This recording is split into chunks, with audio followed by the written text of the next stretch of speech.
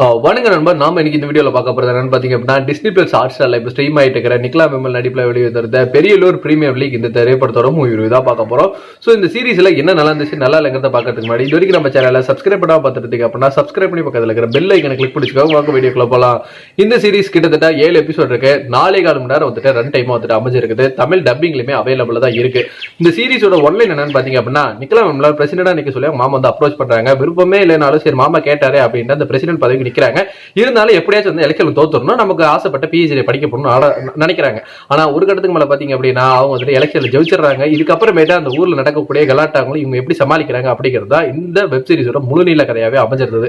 இந்த வெப் சீரிஸ்ல என்ன நல்லா இருந்துச்சு நல்லா இல்லைங்கிறத பார்த்துருவோம். ஃபர்ஸ்ட் வந்துட்டு இந்த வெப் சீரிஸோட அந்த சினிமாட்டோகிராஃபி ரொம்ப சூப்பரா இருந்தது. ஏதோ நம்ம பெரியலூர்லயே ஒரு 4 மணி நேரம் இருந்துட்டு வந்த மாதிரி ஒரு ஃபீல் ஒன்று கொடுத்திருந்தது. அது நல்லா இருந்ததுன்னு சொல்லலாம்.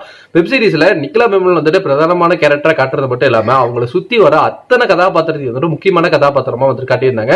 கிட்டத்தட்ட வெப் சீரிஸ்ல ஏகப்பட்ட கதாபாத்திரம் இருக்கு. முக்கியமான கதாபாத்திரம் பார்த்தா ஒரு 10-12 பேர் வந்துட்டு உருவாக போல இருக்கு. அந்த ஊர்ல இருக்கக்கூடிய ஜோசியரோட கதாபாத்திரம், ஆப்போசிட்டுக்கு வந்துட்டு அந்த பிரசிடண்டா நிக்கக்கூடிய கதாபாத்திரம் ஆகட்டும். அதே மாதிரி பாத்தீங்க அப்படின்னா ஊர்ல ஒரு சைக்கோ பாலன் ஒரு கதாபாத்திரம், ஒரு திருடனோட கதாபாத்திரம் அப்படின்ட்டு ஒரு ஊர்ல என்னென்ன மாதிரி இருப்பாங்களோ அத்தனையுமே வந்துட்டு இந்த வெப் சீரிஸ் வந்து காட்டணும் முடிவு பண்ணி டைரக்டர் வந்து அத்தனை பத்தியுமே வந்துட்டு கேரக்டரைசேஷன் பண்ண விதங்கிறது நல்லாவே இருந்ததுன்னு சொல்லலாம். ஆனா ஒரு கட்டத்துக்கு மேல யார் யாரு என்னங்கிறத வந்துட்டு ரிவ்யூல சொல்றதுக்காகவே வந்துட்டு ரிவர்ஸ் பண்ற மாதிரி இருக்கு. எல்லாருமே வராங்க, அவங்களோட வேலையை சிறப்பா பண்றாங்க. அதுக்கப்புறமேட்டு பெருசா அவங்களுக்கான ஒரு அழுத்தம் அப்படிங்கிறது இந்த கதையில சுத்தமா எங்கேயுமே வந்துட்டு கிடையாது. இந்த ஆப்போசிட்டா வந்துட்டு நிக்கிறாரு. அவர் எப்ப பார்த்தாலும் வந்து பாத்தீங்க அப்படின்னா பிரசிடென்ட் பதவியில வந்து தோத்துட்டே தான் இருக்கிறாரு. ஒரு கட்டத்துக்கு மேல பாத்தீங்க அப்படின்னா 10th ஃபெயில் ஆகிறோம். ஒரு பையனை கூப்பிட்டு அவங்க அம்மா வந்துட்டு டேய் இவரை பார்த்து கத்துக்கடா, ஒரு மாதிரி எவ்வளவு வாட்டி இருந்தாலும் தோத்து போறாருல, 10th ஃபெயில் ஆகும் ஒரு விஷயமே இல்லடான்ட்டு இவர் மோட்டிவேஷன் கிளாஸ்ல எடுக்க ஆரம்பிச்சாரு. ஆனா அவரோட கதாபாத்திரம் வந்துட்டு இந்த சீரிஸ்ல ரசிக்கும்படியாவே இருந்ததுன்னு சொல்லலாம். மித்தபடி வந்து பாத்தீங்க அப்படின்னா கிட்டத்தட்ட ஃபர்ஸ்ட் 2 எபிசோடும் நடுவில் வரக்கூடிய 2 எபிசோடுமே வந்துட்டு ரொம்ப நல்லாவே போயிருந்தது.